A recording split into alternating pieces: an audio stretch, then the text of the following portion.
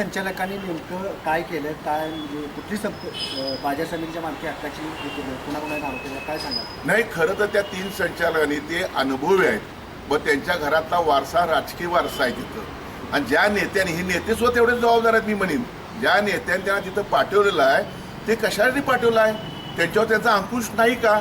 भविष्यामध्ये अशा काही जागा आहेत, मग तुम्ही बाजार समिती सोडाच. मग आता विक्रमनगरमध्ये जे प्लॉट पडले त्या प्लॉट संदर्भात आपण माहिती घेतली तर बरं होईल. आपली विनंती आहे तुम्हाला, कुणाच्या नावावर तिथं प्लॉट आहे, तो माझ्या नेते मंडळाच्या नावावर प्लॉट आहे. तिथं एका माणसाला 20-20 प्लॉट देत आहे का? शेतकऱ्याच्या हिताचे काय निर्णय घेता येत नाहीत? त्या महाराष्ट्राच्या कोल्हापूरात शेतकरी कोण नाही आहेत? मग काय चाललंय हे? ही शेतकऱ्यांच्या नावावर चाललेली मोठी फसवणूक आहे, लूट आहे. आणि म्हणून ज्या जागा घेतल्या त्या जागा खरं तर शेतकऱ्यांना विश्रांती मिळावी, शेतकरी आल्यानंतर त्यांना कुठंतरी बाबा न्याय मिळावा, त्यांना बाबा कुठं आराम मिळावा. आणि मग तिथं आल्यानंतर कोल्ड स्टोरेजचा विषय बाकी राहतो. सगळ्या महाराष्ट्र जगभर कोल्ड स्टोरेज आलेला माल कोल्ड स्टोरेजसाठी राहत नाही. त्या दुसरं ते मंदिर मोठं आहे जिथं ते हॉल आहे, त्या हॉलची बोंब सगळं जे काय ते हडप करायच्या दृष्टीने काही संचालक काम करतायत. त्यातल्या 3 संचालक जी जागा घेतलेली आहे ती जागा शेतकऱ्याच्या नावासाठी होती, त्या शेतकऱ्याच्या हितासाठी होती. ती आपल्या कुटुंबाच्या नावाने किती रुपये भाडं? 1500 रुपये भाडं. अरे काय चालेल, जिथं तुम्हाला 50,000 मिळाल्या तिथं 1500 रुपये भाडं. कोण ठराव करते? हे ठराव करताना बाकी संचालक काय करतायत? हे सगळं मिलीभगत आहे.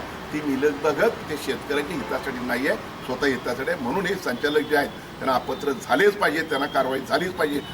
तरच भविष्यामध्ये असं कोण धाडस करणार नाही. तर शेतकऱ्यावर हा फार मोठा अन्याय आहे, घात आहे शेतकऱ्यांचा, हा विश्वासघात आहे शेतकऱ्यांचा. पण शेतकऱ्यांना न्याय मिळणार कुठं? मग ज्या जागा, ज्या जमिनी ठेवलेल्या आहेत त्या शेतकऱ्यांना आल्यानंतर त्यांच्या हिताचा काय कारभार होतो का? त्यांना आल्यानंतर कुठे विश्रांती मिळते का?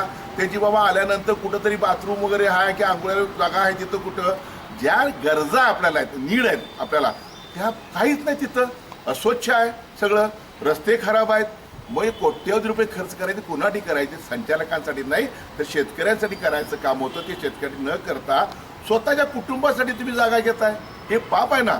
ज्या उद्देशाने तुम्ही तिथं गेलेला तो उद्देश सफल न होता स्वतःच्या तुम्ही भवितव्यासाठी, स्वतःच्या कुटुंबाच्या भवितव्यासाठी तो वापर केलेला आहे. आणि तो कायद्याचा भंग केल्यामुळं हे 3 संचालकांना अपात्र केलंच पाहिजे अशी आमची भूमिका आहे. 3 कोळसंद्रापासून संचालकांच्या बाबतीत तुम्ही जाधव घोटाळ्याबद्दल चौकशी काय परिस्थिती केली, काय? खरं तर जे गोसाई नावाचे इसम होते त्यांच्या मागं आम्ही सारखं होतो आणि आमचा तो विजय होता की तो ऑडिटर नेमले. आणि जाजम घोटाळा झालेला आहे, घड्याळ घोटाळा झालेला आहे. ज्या संस्थेच्या नावावर तुम्ही जाजम दिले, ज्या संस्थेच्या नावावर तुम्ही घड्याळ दिली, ती किती रुपये किंमत होती? उदाहरणार्थ 2,000 रुपये किंमत होती. यांनी किती किंमत लावली आहे? 3,000-4,000 किंमत लावलेली आहे. घड्याळ जी आपण लग्नात लावतो, अजांटा वगैरे देतात, 200-500 रुपये घड्याळ मिळतात. ती किंमत किती लावली आहे? कोण बघणार? हा हिशोब आहे. एक संचालक येतोय काय आणि कोट्यवधी रुपयाची खरेदी करतोय काय? आणि आम्हाला सांगतायत ते सगळं हे आहे, कायदेशीर आहे प्रक्रिया. कुठलीही वस्तू असेल तर माझ्या माहितीप्रमाणे 3 लाख किंवा 10 लाखापर्यंत टेंडर निघालं पाहिजे. कुणी असून दे. ते टेंडर न करता कोटेशन का काढलं? स्पर्धा का नाही झाली?